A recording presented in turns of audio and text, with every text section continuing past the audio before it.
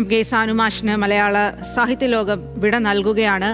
അദ്ദേഹത്തിന്റെ ഓർമ്മകളാണ് ഇപ്പോൾ അദ്ദേഹത്തിനൊപ്പം പ്രവർത്തിച്ച ആളുകളൊക്കെ പങ്കുവച്ചത്. അദ്ദേഹത്തിന്റെ ജീവിതവും നമ്മളിപ്പോൾ നോക്കിക്കണ്ടു. നമുക്കിനി മറ്റു വാർത്തകൾ കൂടി നോക്കാം.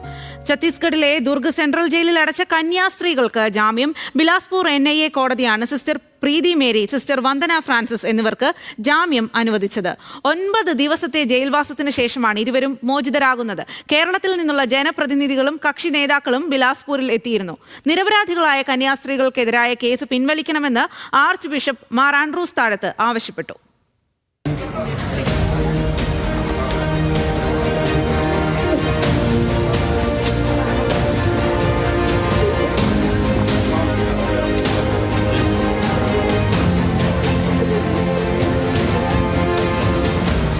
കേരളത്തിന്റെ കണ്ണും കാതും രാവിലെ മുതൽ ഛത്തീസ്ഗഡിലെ കോടതി മുറിയിലേക്കായിരുന്നു. രാവിലെ 11:55 ആശ്വാസ വാർത്തയെത്തി. ബിലാസ്പൂരിലെ NIA കോടതി സിസ്റ്റർ പ്രീതി മേരിക്കും സിസ്റ്റർ വന്ദന ഫ്രാൻസിസിനും ജാമ്യം നൽകി.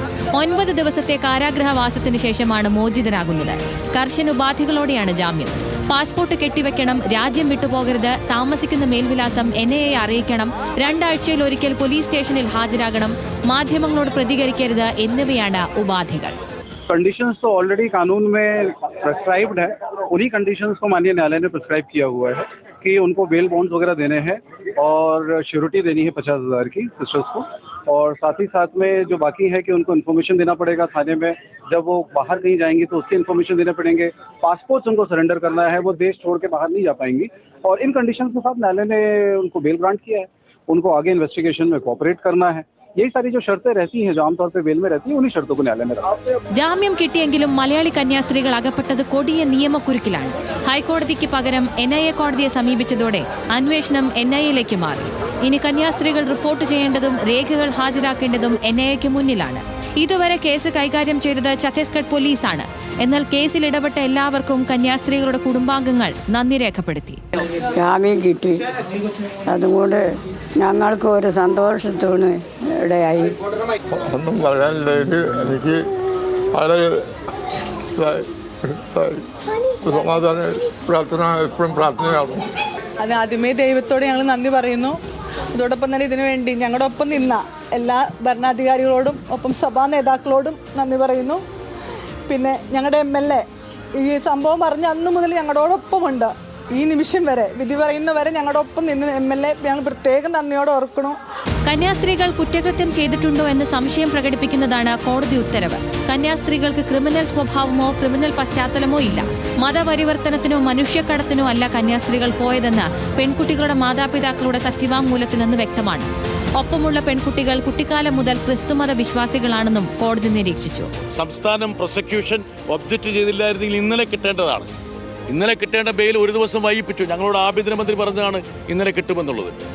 ഈ പറയുന്ന ജയിലിൽ അടച്ചത് നമ്മുടെ മതേതര ഭാരതത്തിന് തന്നെ കളങ്കം സൃഷ്ടിച്ചതാണ്. എന്താണ് അവർ ചെയ്ത തെറ്റ്? ഈ രാജ്യത്ത് യാത്രാ സ്വാതന്ത്ര്യം ആരെങ്കിലും നിഷേധിച്ചിട്ടുണ്ടോ? ഈ രാജ്യത്ത് ആരെങ്കിലും മറ്റൊരാളുടെ കൊടുത്ത് യാത്ര ചെയ്യുന്ന തടഞ്ഞിട്ടുണ്ടോ? ഇല്ലല്ലോ.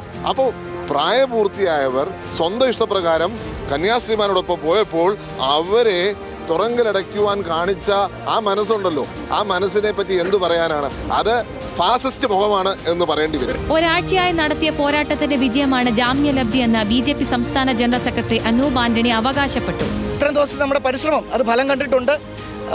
ഒരു വലിയ സന്തോഷത്തിന്റെ ദിവസമാണ്. ഞങ്ങൾ കൂടെ ഉണ്ടാവും, ഞങ്ങൾ ഉറപ്പ് നൽകിയിരുന്നു.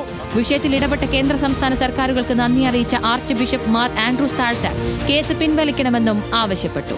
ഇതിനെ സഹായിച്ച എല്ലാവർക്കും നന്ദി പറയാനാണ് ഞാൻ ആഗ്രഹിക്കുന്നത്.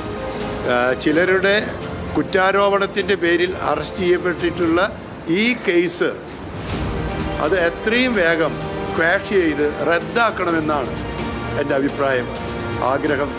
അതിനുവേണ്ട നടപടികൾ ബന്ധപ്പെട്ട എല്ലാവരും സർക്കാരുകളും ചെയ്യണം. സത്യസന്ധമായ അന്വേഷണം നടക്കട്ടെ എന്ന് കർദിനാൾ ബസേലിയോസ് മാർ ക്ലീമിസ് കാതോലിക്ക ബാവ പ്രതികരിച്ചു. സത്യസന്ധമായ അന്വേഷണം നടക്കട്ടെ. നീതിപൂർവമായ മനസ്സ് തുറന്ന മുൻവിധിയില്ലാത്ത കോടതി ഈ വിഷയം പഠിക്കട്ടെ. ആരവമുണ്ടാക്കുന്ന ആൾക്കൂട്ടങ്ങൾ നീതി, സത്യം അതിന് തീർപ്പ് കൽപ്പിക്കാതിരിക്കുക. കോടതി ഈ വിഷയം പഠിച്ച് അതിനാവശ്യമായിട്ടുള്ള നിർദ്ദേശങ്ങൾ നൽകുക. അതെപ്പോഴും സ്വാഗതാർഹമാണ്.